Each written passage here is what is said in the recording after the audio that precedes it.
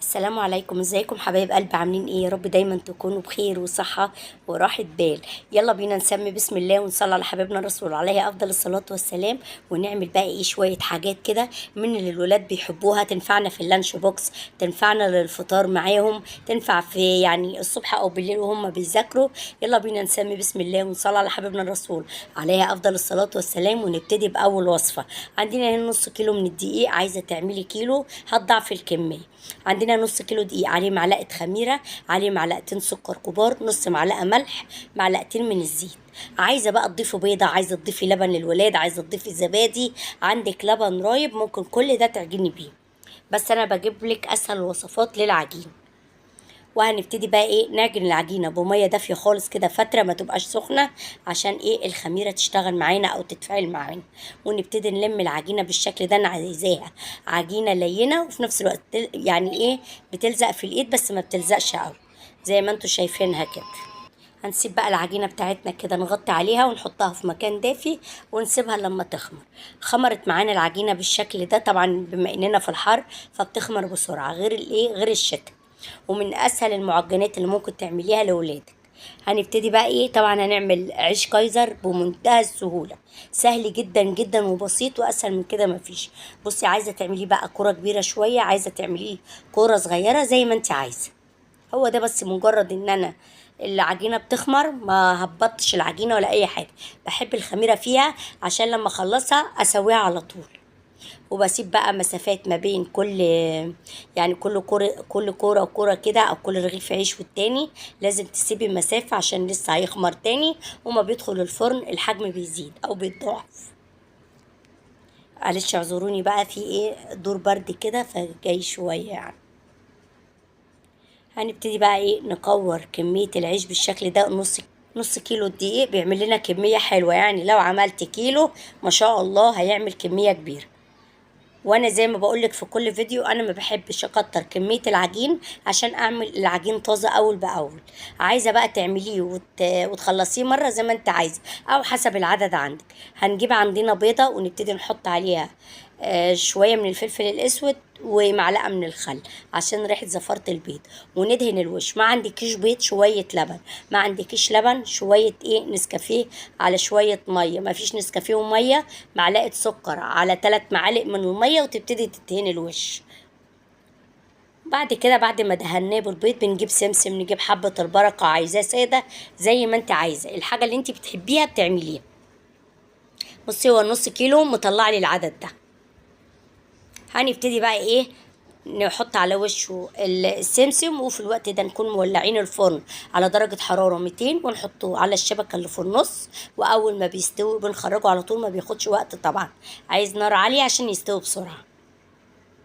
دخلوا بقى الفرن. عايزين بقى ايه نعمل سندوتش سهل وبسيط. عندي هنا كفتة كنت مفرزاها معاكم في فيديو التفريزات، سهلة جدا، دي بتعتبر بقايا طالعة من الفريزر.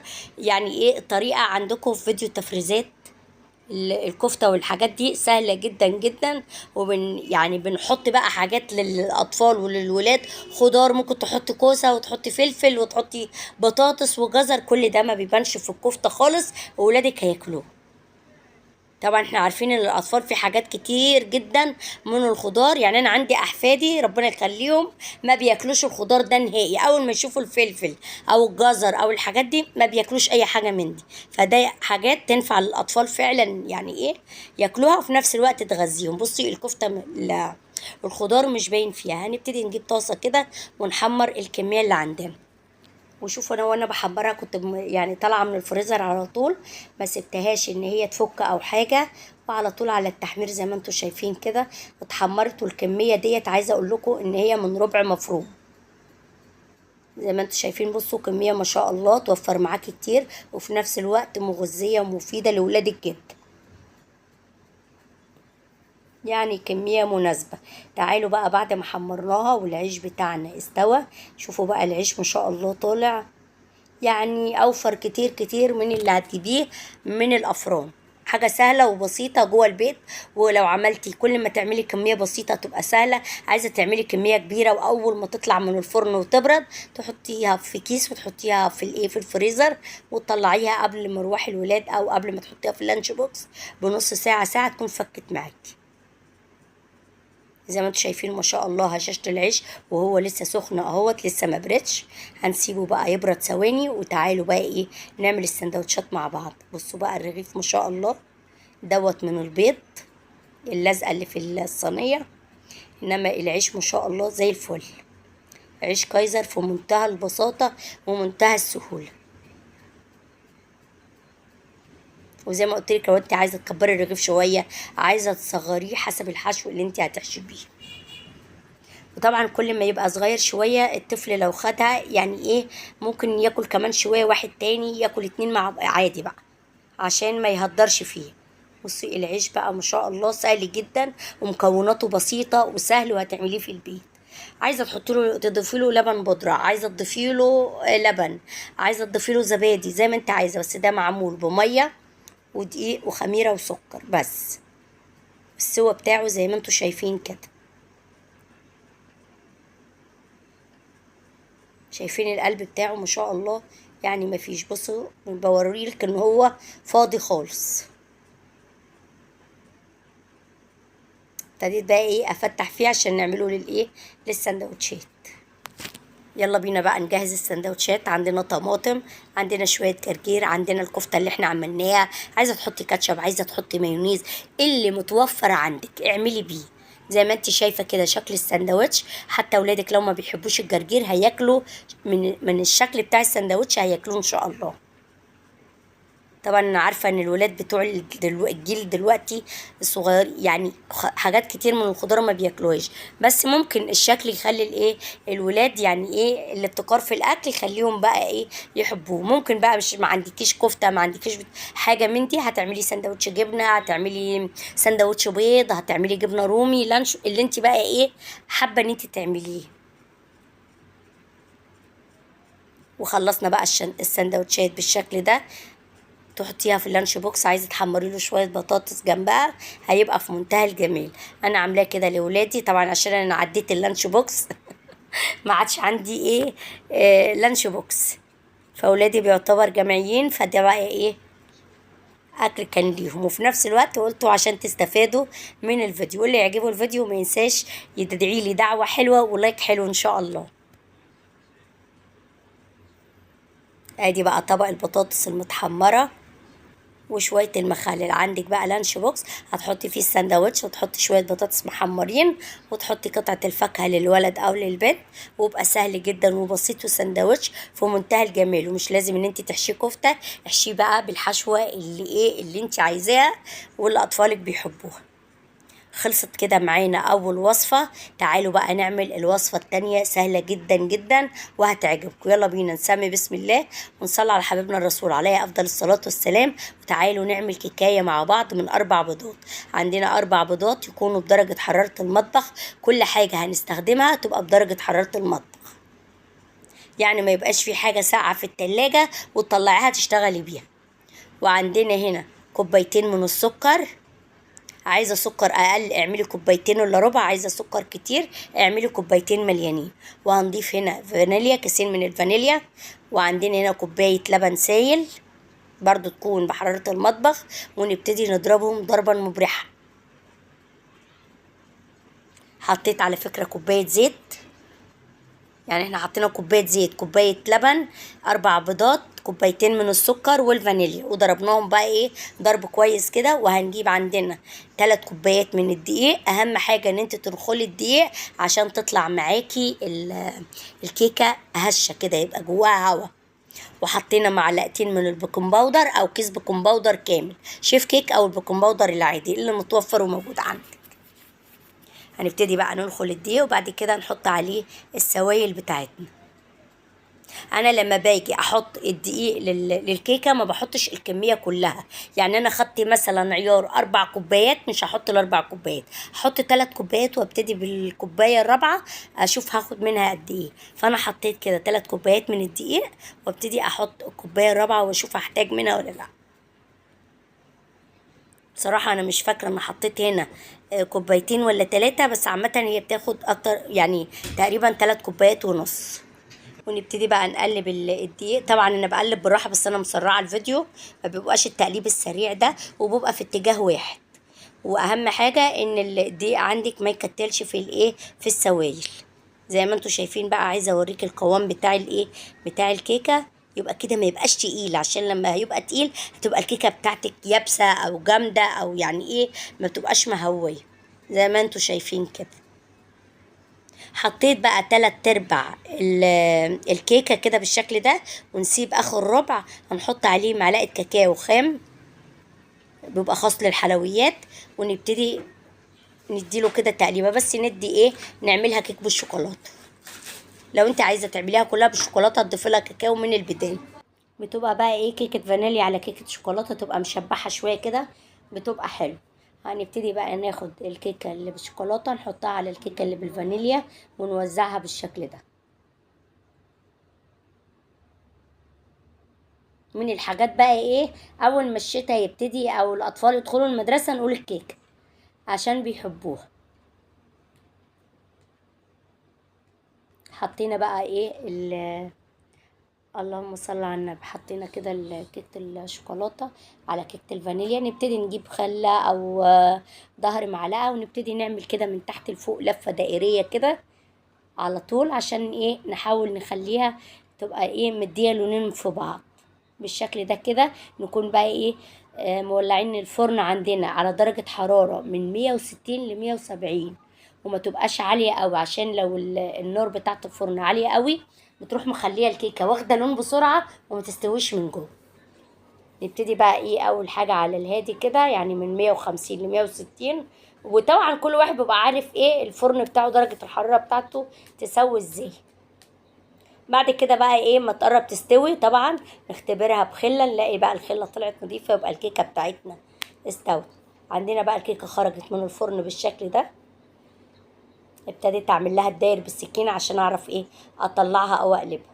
طبعا انا ما بستناش عليها لما تبرد، وصول نستنى عليها كده تهدى شويه. انا بروح قلبها على طول وهي سخنه.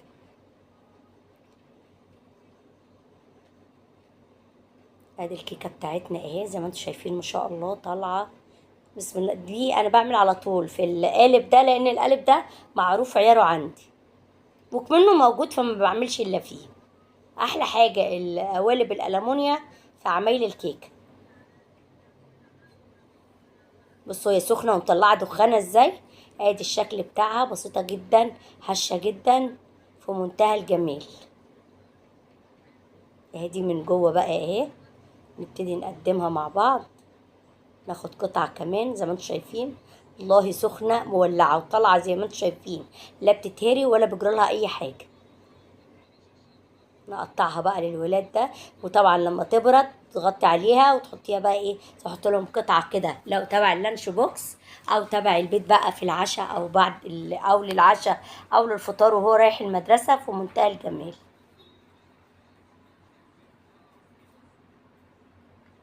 شايفين بقى الكيكه عامله ازاي، رغم ان انا ما سبتهاش والله تبرد، هي سخنه وانا بحاول اضغط عليها مولعه. شايفين البخار. كده خلصت الوصفة بتاعتنا التانية. يلا بينا نسمي بسم الله ونصلي على حبيبنا الرسول عليه أفضل الصلاة والسلام. وما تنسونيش بدعوة حلوة ولايك حلو لو عجبكم الفيديو. هنبتدي نسمي بسم الله. عندي هنا كمية نص كيلو من الدقيق، عليه معلقة خميرة، عليه معلقتين سكر، عليه نص معلقة من الملح. وهنا بقى ايه، كنت بعجن في الطاجن، احب انا ايه عجين الطاجن. ونبتدي بقى ايه بمية دافية كده، ونبتدي ايه نعجن العجينة بتاعتنا. طبعا الطاجن كل ما بتبقى الحاجه اللي بتعجني فيها تقيله بتبقى حلوه جدا. ما فيش بقى يعني لو عندك عجان مش هتعجني بايدك وتعجني فيه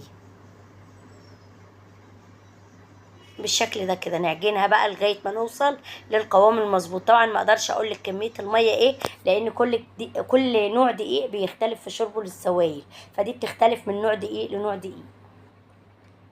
انا بقى ايه بقعد احط حبه بحبه صغيرين، ولو حصل وزاد معاكي كميه الميه بتحط شويه دقيق، حصل وكميه الميه قلت بتضيفي شويه ميه. يعني ايه، علاج العجين بيبقى سهل جدا وتقدري ان انت تعالجيه. هنبتدي بقى ننزل بالعجينه على الرخامه بالشكل ده، ونقعد بقى ايه، لو عايزه تتخانقي مع العيال ما تتخانقيش مع العيال، اتخانقي مع العجينه، طلعي غيظك فيها. حد مضايقك، حد منرفزك، طلعيه في ايه، في العجينه بتاعتك او بالشكل ده. تلاقيها بقى ايه، اما تيجي تمطيها كده وتدبيها على الرخامه بتعمل معاكي بسرعه، ما تاخدش وقت ان انت تعجنيها. زي ما انتوا شايفين كده على طول لمت العجينه معايا اهي. شوفوا العجينه عامله ازاي ما شاء الله. ده القوام اللي انا عايزاه. ونبتدي نحطها في الطاجن بتاعها ونسيبها لما تخمر. اهم حاجه في العجين عشان يخمر تغطيه وتسيبيه في مكان دافي. طبعا احنا زي ما قلنا احنا في الحر فالعجينه بتخمر معانا بسرعه. لو احنا في الشتاء بنحطها في فرن البوتاجاز نسخنه ثواني ونطفيه ونحط العجينه فيه، او نحط تحتها حله فيها ميه والعجين فوق، يقوم البخار بتاع الميه السخنه يدفي العجينه يخليها تخمر. هنبتدي بقى نقطع العجينه بتاعتنا نصين، وبعد كده ادي 4، وبعد كده بقى نبتدي نقسمها كل ربع ل2 كده بالشكل ده. ونبتدي بقى نكورها ونخلي الكور قد بعضيها. ادي اول كوره، ادي التانية، نبتدي بقى نكورهم زي بعض. بعد ما خلصنا بقى تكوير العجين بالشكل ده نبتدي ناخد اول كوره كورناها. انا بظبط بس العجين عشان يبقى زي بعضه، لان كان في واحده كبيره وواحده صغيره. نبتدي بقى نحط عليها شويه من الدقيق كده ونبتدي نفردها زي ما انتم شايفين. بتلزق في النشابه، بس علشان كانت عايزه رشه دقيق من على الوش رشتها وابتديت افردها. بتتفرد بمنتهى السهوله. بس العجين عشان خمرون بقى ومظبوط يعني ما تاخدش منك وقت على طول. فردناها بقى بالشكل ده. نبتدي نجيب بقى شويه من الزبده وندهنها على وش العجين. مفيش زبده ادهني سمنه، مفيش سمنه ادهني زيت. عايزه تحطي ال3 على بعض ماشي، عايزه تحطي نوعين ماشي، اللي متوفر عندك. وهنبتدي بقى ندهنها من على الوش كده ونبتدي نطبقها ونركنها على جنب. ونعمل كده في باقي الكميه. نبتدي نجيب العجينه كده ونرش رشه دقيق ونبتدي نفردها زي ما فردنا الاولانيه. هنبتدي بقى ندهنها بالزبده، والزبده تكون بدرجه حراره المطبخ وتدهن بمنتهى السهوله. زبده سمنه زي ما قلت لك. هندهن الوش حلو كده بالشكل ده، ونرجع بعد كده نطبقها. ناخد الطبقه الاولانيه الطبقه الثانيه، وما بين كل طبقه وطبقه ندهن الزبده بتاعتنا عشان العجينه بتاعتنا تطلع مورقه وفي منتهى الجمال. ونبتدي بقى نخلص باقي الكميه. نبتدي بقى بعد كده ناخد اول قطعه شكلناها اللي هي كنا فردينها بالزبده، ونبتدي نرش رشه دقيق ونبتدي نفردها. بصي من الجو حر، الزبده مع الدقيق فصلت العجين. بس انا هستمر اهو، مش هشيل التصوير. هحط رشه دقيق لما لقيتها بتلزق في النشاب. اهو زي ما انت شايفه. بصي طالعه رقات حتى وهي بتفصل من بعضيها. طبعا ما طلعتش معايا مظبوطه، بس بعد كده هتظبط معايا. نبتدي نحط بقى طبقة جبنة نوزعها كده على طرف العجين، ونبتدي نلف العجين بتاعنا. طبعا احنا بنعمل كده باتيه بالجبنة، بيبقى في منتهى الجمال وسهل جدا وهيطلع معاكي مورق وجميل جدا بالشكل ده كده اهو. ونبتدي نجيب الصينية ونحط الرول، يعني احنا عملناها شكل رول، ونبتدي نحطها في الصينية بالشكل ده. نبتدي ناخد العجينة التانية رشة دقيق عشان ما تلزقش بس معانا. ودي بقى هنشم عليها مظبوط عشان الزبدة ما تخرجش بره. زي ما انتوا شايفين كده ظبطت معايا اهي. طبعا عشان احنا في الحر وفي المطبخ، فالزبدة هو كنت اصول احطه في التلاجة شوية، بس انا على طول اشتغلت فيه زي ما انتوا شايفين كده. طبعا الحشو ده بقى اللي انت عايزاه. جبنة هي عادية جدا، جبنة كريمية كده. وابتديت بقى الف في العجينة رول بعد الجبنة او الحشوة اللي انت عايزاها، وابتدي اقفل عليها واحطها جنب الرول الاولاني بالشكل ده كده. ونبتدي نخلص باقي كمية العجين اللي عندنا بنفس الطريقة. خلصنا الكمية اهي، دي الكمية اللي احنا عملناها. هنبتدي بقى نقطعها تقطيعة تكون يعني شبه بعضيها. يعني كنت بقى اشوفها كده بالنظر هتطلع قد ايه، وابتديت بعد كده اقطعها.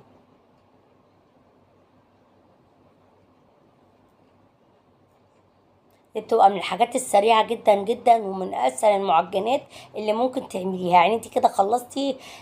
بنقول ضربنا عصفورين بحجر، ان جواها الجبنة وجواها وادي دي. مش هتعملي بقى لا سندوتشات ولا حاجة، سهلة جدا جدا وبسيط. وانت بقى لو ست شاطره بقى غيري هتتقني الشكل وتخليه احلى من ما انا عاملاه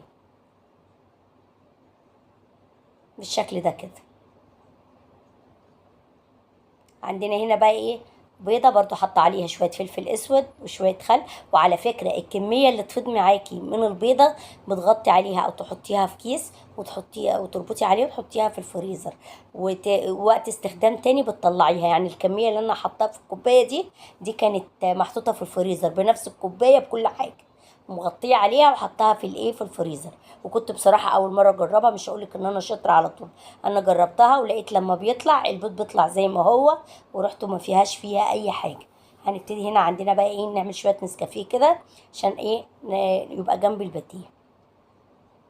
طبعا كميه السكر بتحطيها، وادي عندي بقى نسكافيه كيس كبير، فهحطه على 3 مجات، لان المجات عندي مش كبيره، مش كبيره، صغيره. هبتدي اركز معاك اهو. ما عنديش لبن، فحطيت بقى معلقه كبيره لكل كوبايه لبن بودره. ادي الباتيه بتاعنا خرج من الفرن زي ما انتوا شايفين، ده الشكل بتاعه. طلع واحده مع بعض، والاصول اغطي عليه واسيبه يبرد شويه. بس انا بقى عشان بصور فانا عايزه على طول ان نخلص. وده الشكل بتاعه. بصوا بقى التوريقه بتاعته ما شاء الله، مورق كده وفي منتهى الجمال. شايفه الطراوه بتاعته؟ بصي عامل ازاي. برضو ممكن تعملي منه كمية وتحطيه في الفريزر وتطلعيه قبل الأكل بساعة أو بنص ساعة. بصي أنا عايزة أوريكي إن هو مورق توريقة في منتهى الجمال. طبعا سخن فأنا مش عارفة أطلعه. بصوا بقى القطع مع بعضيها كده. بصوا شايفين حتى اللفة الحلزونية بتاعت الباتيه في منتهى الجمال، وسهل جدا، ما عملناش واحدة واحدة ولا أي حاجة. بصي الجمال، بصي عامل ازاي. ده بقى تعمليه لولادك هيبقوا مبسوطين منه في منتهى الجمال. نحطه بقى في طبق التقديم كده، ونبتدي بقى مع كوبايه النسكافيه، كوبايه شاي بلبن، كوبايه لبن، زي ما انت عايزه. بصي شكله عامل ازاي ما شاء الله. فعلا فعلا جميل وسهل، وسهل التحضير كمان. يعني لو انت في المطبخ بتطبخي اكل هتعمليها جنبك بمنتهى السهوله. زي ما انتوا شايفين كده سهل جدا وبسيط واسهل مما يكون. وربنا يحسن ما بين ايديكم وايدينا اجمعين يا رب العالمين.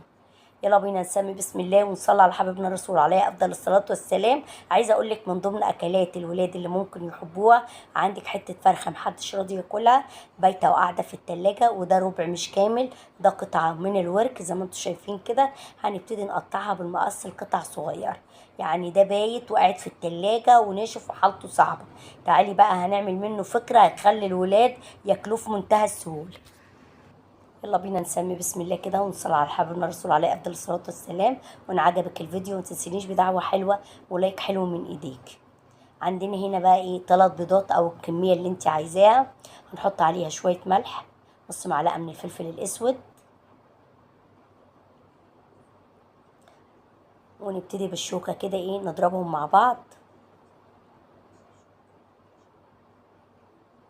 بعد كده ننزل بقى بشوية فلفل يكونوا حلوين كده متقطعين صغير. وادي طماطمتين متقطعين قطع صغيرة. بعد كده لو عندك بقى شوية زيتون في التلاجة مثلا هتحطيهم. عندنا هنا قطع من الجبنة الموتزاريلا بالشكل ده. لو مفيش جبنة موتزاريلا عادي خالص، مش لازم بيها. زي ما انتوا شايفين طالعة من الفريزر كتلة واحدة. هبتدي اقفل الكاميرا وافك الجبنة شوية، ادي شكلها. بعد كده اخر حاجة خالص قطعة الفراخ اللي احنا قطعناها مع بعضيها، قلبناها بالشكل ده بقى مع البيض مع الزيتون مع الفلفل مع الطماطم. تعالي بقى نعمل لهم حواوشي فراخ في منتهى الجمال. يعني حواوشي بيض بالفراخ، رغيف بلدي عادي خالص ولو شامي اللي متوفر. وهنبتدي ناخد بقى كبشة كده او كبشتين من الخليط اللي احنا عاملينه ونحطه في اول رغيف. ده هيبقى حلو جدا جدا وولادك هيحبوه. هينفع برضو فطار وهينفع عشاء. حسيت ان انا استقلت الكميه، قلت احط كمان.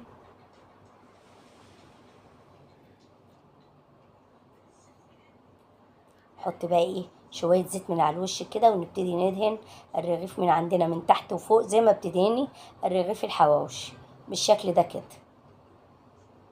ونيجي بقى على جريل على النار او طاسه، ونبتدي نحط الرغيف بتاعنا عشان البيض والجبنه والخليط كله يستوي مع بعضه، ونبتدي نقلبهم بالشكل ده.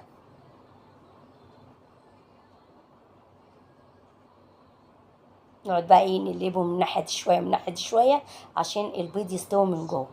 بعد ما استوى هنطلع اول واحد ونحط الايه التاني. طبعا ده عايز يتاكل سخن.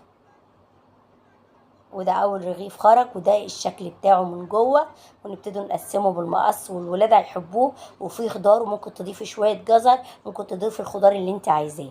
وبكده خلصت الوصفه بتاعتنا. تعالي نسمي بسم الله ونعمل صينيه كيكه تانية سهله جدا وبسيطه. عندنا هنا 4 بيضات، ممكن تضيفي 3، ممكن تضيفي 5 زي ما انت عايزه. واهم حاجه يبقى كل حاجه هنستخدمها بدرجه حراره المطبخ. عندنا هنا فانيليا تدينا نضيفها سايله او بودر. عندنا ايه كوبايه من السكر. الكوبايه اللي هنعاير بيها السكر هي اللي هنعاير بيها باقي المكونات. حطيت كوبايتين الا ربع، بس في العيار لو انت طبعا الكيكه المظبوطه كوبايتين سكر، بس احنا هنا مش بنحبها مسكره قوي. وابتديت اضربهم البيض مع السكر مع الفانيليا لغايه ما اديني القوام الابيض الفاتح ده. هنبتدي نضيف كوبايه من الزيت النباتي، او ممكن تضيفي كوبايه زبده كوبايه سمنه زي ما انت عايزه، بس الزيت بيبقى خفيف في الايه في الكيكات. وهنضيف بعد كده كوبايه من الميه، ممكن تضيفيها كوبايه من اللبن، بس انا ليه بقى ضفت كوبايه ميه هقولك دلوقتي. جبت كيس تانك برتقان، وابتديت اخد منه معلقه كبيره، او تاخدي كميه الكيس كلها. انا خدت الكميه اللي في الكيس تقريبا. وابتدينا كده نضربهم بقى مع بعض. بقى انا ضفت كوبايه ميه وكيس من ايه عفوا، وكيس من التلج او الفروتي. وهنبتدي بقى خدنا السوائل كده بالشكل ده. طبعا بنصفيها كويس جدا من درق الخلاط، عشان دي المكونات دي بتبقى ايه بالعيار. هنبتدي نجيب اول كوبايه من الدقيق بنفس الكوبايات اللي عايرنا بيها اللهم صل على النبي الدقيق والسكر واللبن والزيت. هنبتدي نضيف كيس بيكنج باودر، او لو عندك البطرمان بتاع البيكنج باودر يبقوا معلقتين. ضفنا اول كوبايه وادي التانية.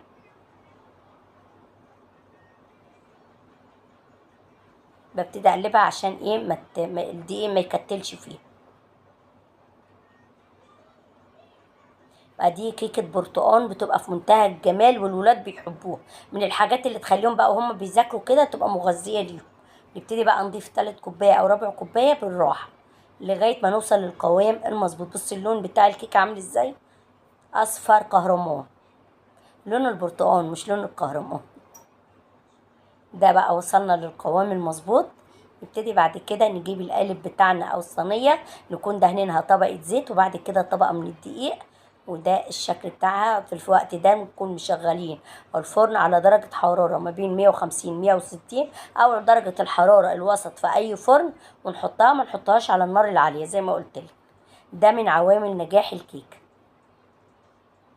خلصناها بقى بالشكل ده، ولو فيها اي بقايا من بره على الصينيه بنمسحها بمنديل ورق عشان ما تتحرقش معانا في الفرن. اهم حاجه كمان ان درجه حراره الفرن تبقى مظبوطه عشان ما تحرقش معاكي الكيك.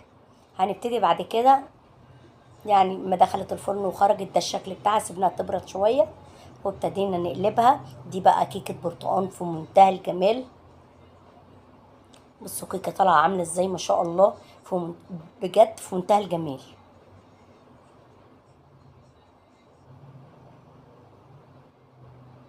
ادي الكيكه بتاعتنا. بحاول اظبط الكاميرا عشان اوريها لك. شايفين اللون بتاعها الارتفاع بتاعها ما شاء الله طالعه مظبوطه وفي منتهى الجمال. احنا بس نسمي بسم الله وكل حاجه هتبقى سهله ان شاء الله، وربنا بيسهلها معانا. قدمي المشيئه وسمي بسم الله، وربنا يحسن ما بين ايديكي يا رب، وانت تعملي احلى حاجه لاولادك. ابتدي بقى ايه نطلع قطعة كده، عايزة اوريها لكم بقى اللون بتاعها. بصي اللون بتاعها في منتهى الجمال. الكيكة شوفوا عاملة ازاي، شوفوا المسامات اصلا اللي فيها والارتفاع بتاعها ما شاء الله. يعني كيكة في منتهى الجمال اهي. تعالي بقى نقسمها كده من جوه ونشوف. هي باينه عامه، هي مش محتاجه ان هي ايه، حتى اللون بتاعها بيديكي لون البرتقال اللي في منتهى الجمال. والريحه بتاعتها بقى ما اقدرش اقولك عليها عامله ايه، زي ما انتوا شايفين كده. يلا بينا بقى نسمي بسم الله ونشوف بقى ايه وصفه القرص اللي بعد كده. اول حاجه هنبتدي بيها بقى، نجيب بوله او نجيب ايه كوبايه، ونبتدي نضيف فيها كوبايتين الا ربع من اللبن او كوبايه ونص من اللبن الدافي. هنضيف له معلقه كبيره من الخميره، وعندنا هنا ايه معلقتين من السكر الناعم او السكر الخشن. انا كمان السكر الناعم موجود عندي فعادي. ابتدينا نقلبهم بقى مع بعض كده. اللبن طبعا يكون دافي او بدرجة حرارة المطبخ، ونسيبه بقى ايه لما يخمر. بعد كده بنجيب بقى عندنا العجوة، يا تعمليها انت العجوة يا تشتريها بقى ايه جاهزة زي ما انا شاريها كده. ونبتدي نقطعها بقى قطع كده ايه، نحاول نقطعها على قدر المستطاع. هي طبعا ايه طرية مش ناشفة. وهنبتدي نحط لها معلقتين من السمنة، سواء سمنة بلدي او سمنة نباتين، بس طبعا بيستحسن السمنة البلدي. ونحط لها شويه من السمسم او عايزاها ساده زي ما انت عايزه، وتعجنيهم مع بعض لغايه ما توصلي لقوام اللهم صل على النبي العجوه المظبوط. طبعا دي بتخلي العجوه معاكي تبقى ناعمه. انا حطيت معلقه تانية لان حسيت ان الايه العجوه لسه جديده، تاخد وقت بقى يعني شويه. حطيت لها ايه معلقه من الميه واحده زي ما انت شفتي كده، عشان حسيت ان هي ناشفه شويه، لغايه ما وصلت للقوام اللي انا عايزاه ده. نركنها بقى على جنب. وبعد كده نجيب عندنا الدقيق. عندنا كيلو من الدقيق، حطيت له معلقتين كبار من السمسم او 3، وده اختياري، في ناس ما بتحبش السمسم. حطينا ربع معلقه من الملح او نص معلقه. وابتدينا نضيف بقى ايه الخميره مع اللبن. بصي خمرت بقى وبقت ما شاء الله يا دوبك. نبتدي بقى نقلبها في الدقيق اللي عندنا بالشكل ده. عندنا بقى هنا كوباية سمنة على كوباية زبدة على اي، يعني كوباية خليط ما بين الزبدة وما بين السمنة. انا سرحت خالص، بقول كوباية وكوباية. وادي نص كوباية من الزيت حطيتها في نفس الكوباية اللي كان فيها السمنة والزبدة. عندك بقى معلقة قشطة زيادة، عندك حاجة كده دسمة حطيها في الايه في القرص. وهنبتدي بعد كده نعجن بقى الايه العجينة بتاعتنا. حسيت ان هي لسه عايزه شويه من الميه، لو عندك لبن بتكملي بيه، عندك لبن رايب بتعجنيها اللي موجود عندك. انا اليوم اللي كنت بعمل فيه ما كانش عندي ايه لبن رايب، فعملت بلبن دافي. خلاص كده وصلت بقى للقوام اللي انا عايزاه. ابتديت بقى الم العجينه بتاعتي. انا ما بعجنش فيها كتير عشان ما يبقاش ليها ايه ليها عرق. عجينة القرص مش عايزة عجو يعني ان انت تعجني فيها كتير، انت بس تظبطيها. بصي تلاقيها بتشد معاكي، مش معمولة عجين اهي بالشكل ده.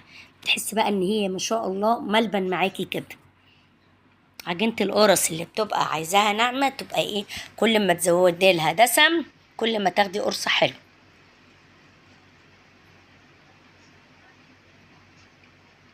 شايفين ادي بقى ايه، قلت اقسمها نصين، نص اعمله سادة ونص اعمله بعجوة.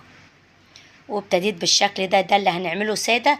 بكورها بس كده واحطها في قلب الايه في قلب الصينية واسيب مسافات اهو بالشكل ده كده. يا الله لا اله الا انت سبحانك اني كنت من الظالمين. اللهم صل وسلم وبارك عليك يا حبيبي يا رسول الله. شوفوا بقى ادي القرص. لا بقى ايه اقعد بقى، يعني انا على طول عملتهم وانا واقفه على الرخامه بالشكل ده. ادي خلصنا كده القرص الساده. عايزه اقولك بقى نبتدي ايه نفردها وهي على الصينيه اهي. مش هفردها بره وارجع احطها في الصينيه لا. طبعا العجينه عندي من سهولتها مش محتاجه ان انا ايه، هو يا دوبك كده بايديكي وتبططيها على طول تخلصيها.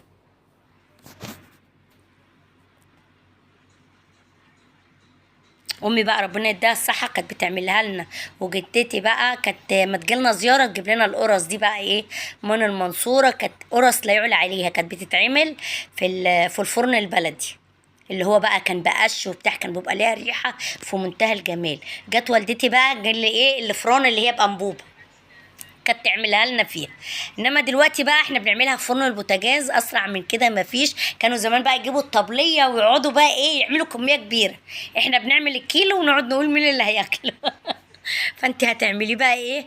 عايزه تعملي 2 كيلو 3 كيلو زي ما قلت لك، انا بحب اعمل كميات ما تبقاش كبيره قوي. شوفي ادي خلصنا اهو القرص الساده في منتهى السهوله.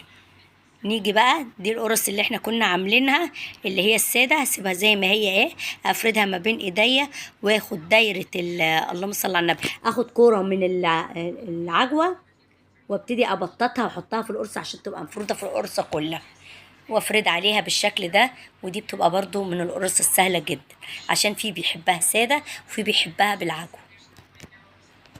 وابتديت افردها كده واحط العجوه فيها.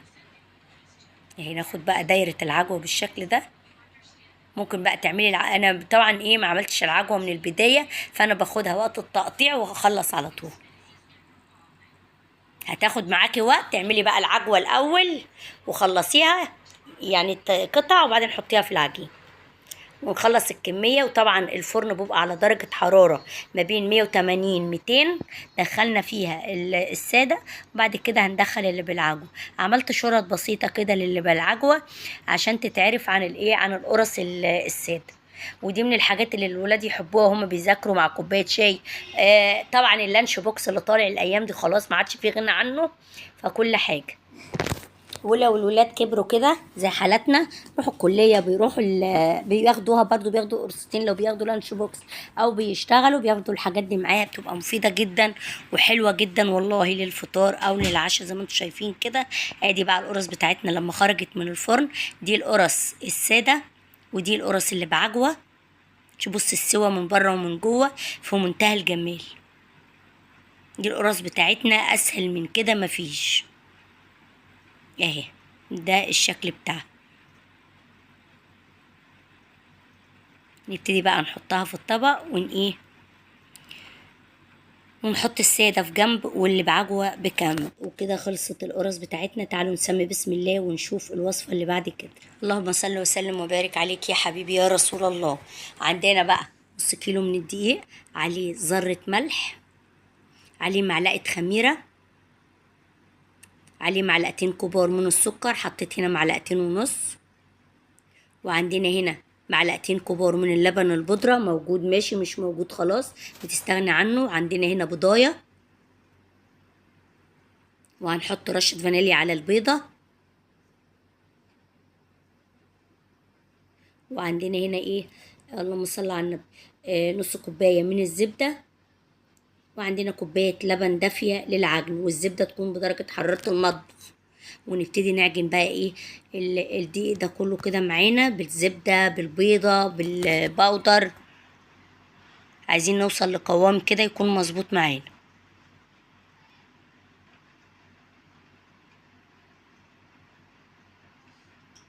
خلصنا كده كوباية اللبن. لو احتاجنا ممكن نجيب لبن او مية نكمل بيه العجن لو احتاجنا.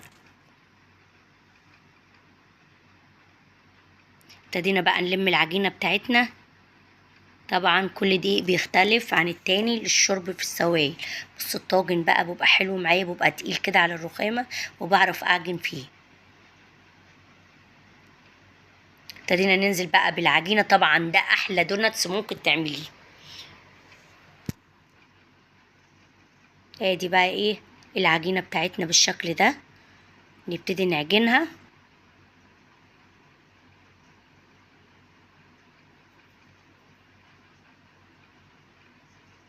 بص العجينة لينة في الايد ازاي، مش عجينة كده ناشفة ولا طرية، او عجينة حلوة كده بتعجبك.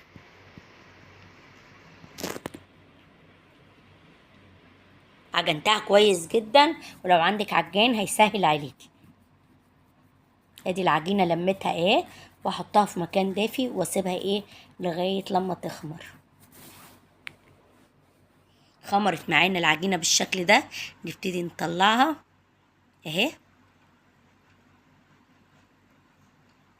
اهم حاجة في عجينة الدوناتس ان هي تخمر كويس جدا. بص بقى انا بعملها طريقة كور صغيرة، لو ان انا عندي قطعة الدوناتس، بس هعملها لك بطريقة سهلة جدا مش هتحتاجي لاي قطاعة. ادي الكوره والحجم اللي احنا عايزينه، ونحطها تحتها اللهم صل على النبي دقيق، او لو انت عندك ورق زبده قطعيه، بس الطريقه دي سهله جدا وعلى طول هتنجز معاكي.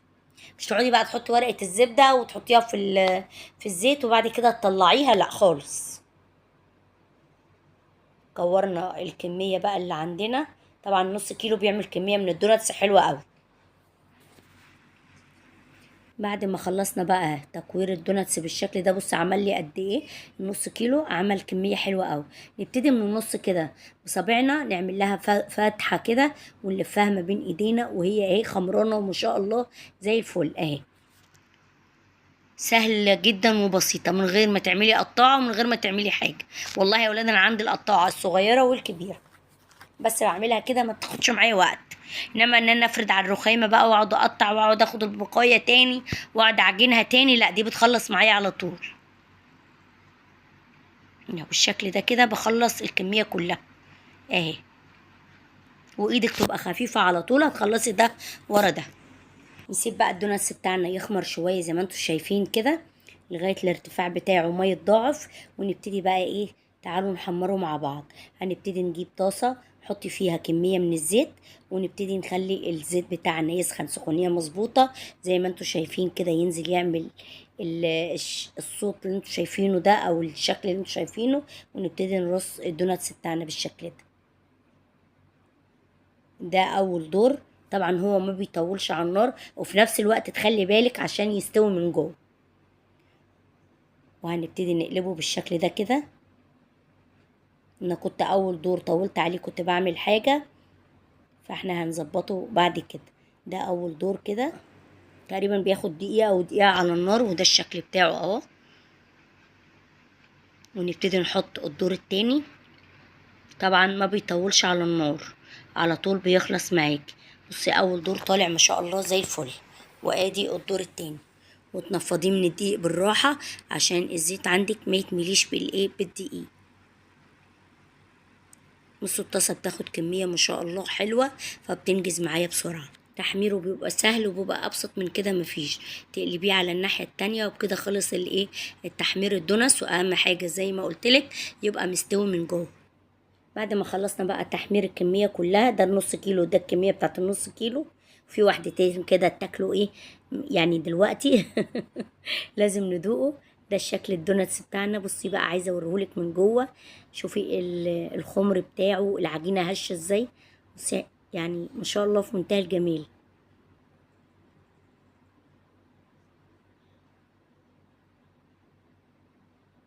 طبعا هو سخن مسك في بعضه، انما في منتهى الجمال. تعالوا بقى نغلفه بالشوكولاتة زي ما انتوا عارفين كده. طبعا اللي بيحبه بشوكولاتة، عايزة تطحني سكر وتحط عليه حتة زبدة وشوية مية وتحطيهم على النار وبسرعة تشتغلي بيه. عايزة وهو سخن وطالع من الزيت تحطيه في سكر سنترفيش او السكر الخشن، او السكر اللي ترش عليه سكر ناعم زي ما انت عايزة.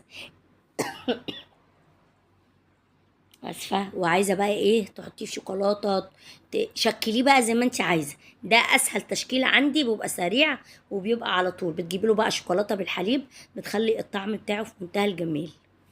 هو بيعتبر اسهل تزيين اللي هي الشوكولاته او السكر البودر. عايزه بقى تحطي اي بسكوتات عليه من على الوش، فرماسيل، اي يعني اللي انت عايزاه بقى ابتكري فيه. ده الشكل بتاعه بقى كده. خلصنا الكمية كلها. بصي ما شاء الله في منتهى الجمال، الهشاشان الشكل يعني الشوكولاتة السايحة عليه لسه ما جمدتش.